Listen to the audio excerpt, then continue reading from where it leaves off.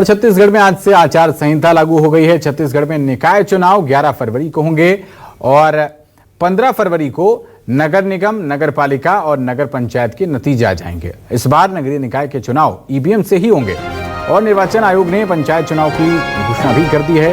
3 चरणों में 17, 20 और 23 फरवरी को पंचायत चुनाव के लिए मतदान होगा। इसके नतीजे 18, 21 और 24 फरवरी को आएंगे। छत्तीसगढ़ में चुनावी तारीखों का ऐलान हो चुका है। नगरीय निकाय के चुनाव 1 चरण में होंगे, जबकि पंचायत चुनाव 3 चरणों में होंगे और नगरीय निकाय के चुनाव ईवीएम से ही होंगे। 10 नगर निगम, 49 नगर पालिका और 114 नगर पंचायतों में चुनाव होंगे। नगरीय निकाय का चुनाव एक ही चरण में होगा 11 फरवरी को और 15 फरवरी को इसके नतीजे यानी कि रिजल्ट आएगा। इसके साथ ही आपको पंचायत चुनाव के बारे में बताएं तो 17, 20 और 23 ये वो 3 तारीखें हैं। 17 फरवरी, 20 फरवरी और 23 फरवरी इन 3 तिथियों को चुनाव होगा और 18, 21 और 24 फरवरी को पंचायत चुनाव की मतगणना होगी यानी कि काउंटिंग होगी। निकाय चुनाव के लिए नामांकन 22 से 28 फरवरी तक दाखिल किए जाने हैं और निकाय चुनाव के लिए नामांकन वापसी 31 तारीख तक के लिए रहेगी। 5,970 मतदान केंद्र वोटिंग सुनिश्चित कराने के लिए बनाए गए हैं। ये निर्वाचन आयोग ने अपनी प्रेस कॉन्फ्रेंस के दौरान ये बड़ी बातें कही हैं।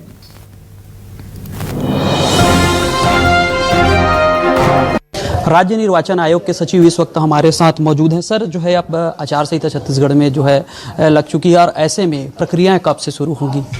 इसमें आचार संहिता अभी प्रभावशील हो चुकी है। 22 तारीख से शहरी क्षेत्रों में नॉमिनेशन फॉर्म्स प्रारंभ होंगे और इसका जो चुनाव है वो 11 फरवरी को होगा। मतगणना जो है 15 तारीख को होगी। ग्रामीण क्षेत्रों में 27 तारीख से नॉमिनेशन प्रक्रिया शुरू होगी और ग्रामीण क्षेत्रों में 3 चरणों में चुनाव होंगे जो 17, 20 और 23 फरवरी को होंगे और उसकी जो मतगणना होती है वो उसी दिन होती है। जी सर, ये सवाल ये है कि भाई ये जो है शहरी क्षेत्र और ग्रामीण क्षेत्र में आप लोगों ने जो जानकारी दी है कि अलग अलग होगा, तो इसको कैसे करेंगे आप? इसमें बेसिकली क्योंकि पूरे मशीनरीज अभी इलेक्शन कार्य में एंगेज हो जाएगी तो इसको हमने बेसिकली फेज में डिवाइड किया है। पहले अर्बन का होगा और उसके पश्चात कंटिन्यूएशन में ही रूरल का भी चुनाव संपन्न कराया जाएगा।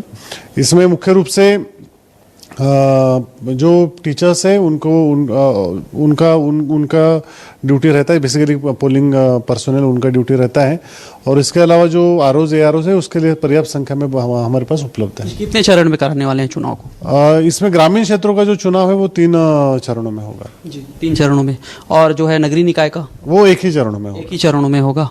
अब सवाल ये है सुरक्षा को लेकर, चूंकि अब देख रहे हैं कि बस्तर क्षेत्र में जो है अभी आतंक का माहौल है और ऐसे में उसके लिए विस्तृत कार्ययोजना पुलिस विभाग के साथ बनी है और सभी से गाइडेंस लेके ही ये प्लान बनाया गया है और उसके लिए पूरी तैयारी है। जी, तो जैसे कि कई बार आप लोग जो है हेलीकॉप्टर से, प्लेन के माध्यम से जो है मतदान दल रवाना करते हैं, तो इस बार का क्या प्लानिंग है? इसमें 2 जिलों से ऐसे डिमांड आई थी और उसके लिए जब हमने हेलीकॉप्टर के एक्विजिशन के लिए हमने पुलिस विभाग को लेटर लिख दिया है। जी, तो बहुत कम समय में जो है इस बार चुनाव होना है, तो ऐसे में जो है कितने मतदान कर्मी जो है इस काम पे जो है लगेंगे? पूरे राज्य में लगभग 37,000 मतदान केंद्र है और उसमें 1,80,000 मतदान कर्मियों की आवश्यकता होगी।